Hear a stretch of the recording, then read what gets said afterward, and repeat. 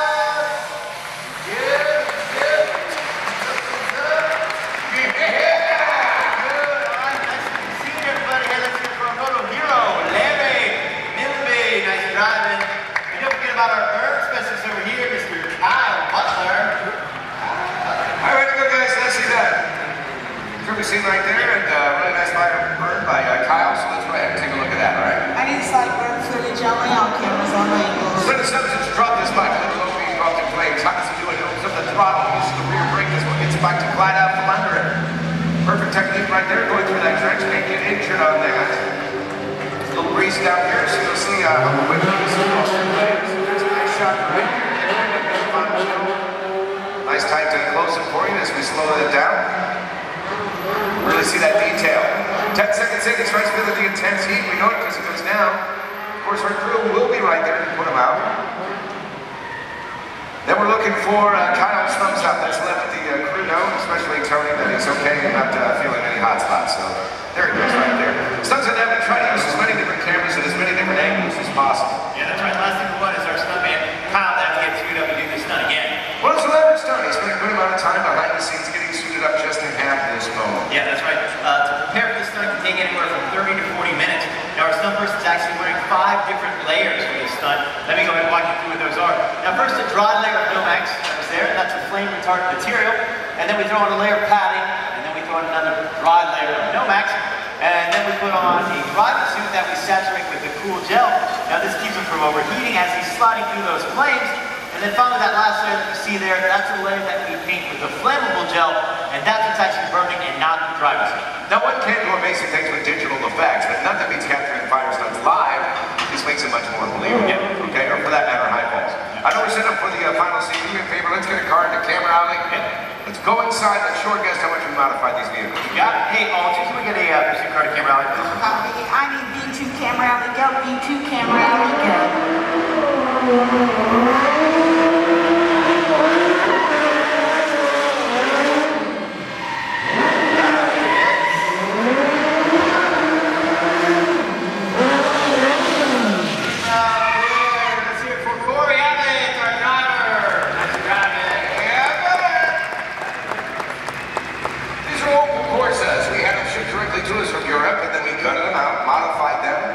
To suit every need for the stunts we knew that we were going to put in the film.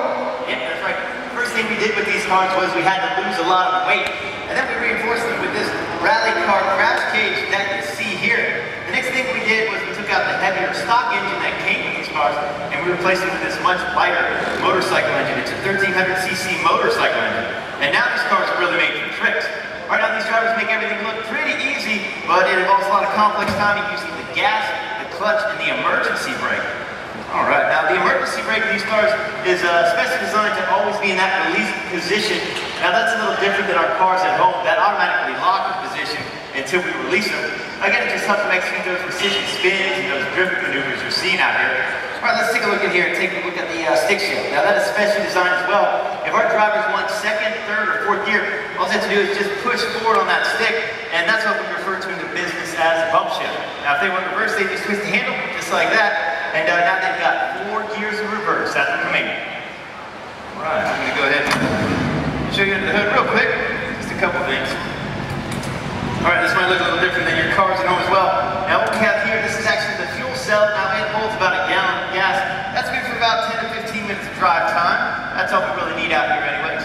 And then this cooler, this is actually our version of an air conditioning system. Now what it does is it pumps ice cold water through these thin tubes into a vest that our drivers are wearing on the inside. As you can imagine, it gets pretty hot in there. So that's all I have for you. I'll let Corey get out of here.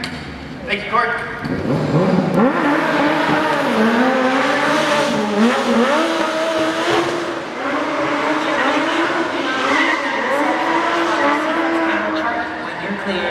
Alright, Richard Jalama goes into creating complex vehicle stunts. Did you have a good time? Right, I'm going to show you a part of the finished film. This is what I want you to do. I want you to find the scenes you saw shooting here. Do you remember the very first scene?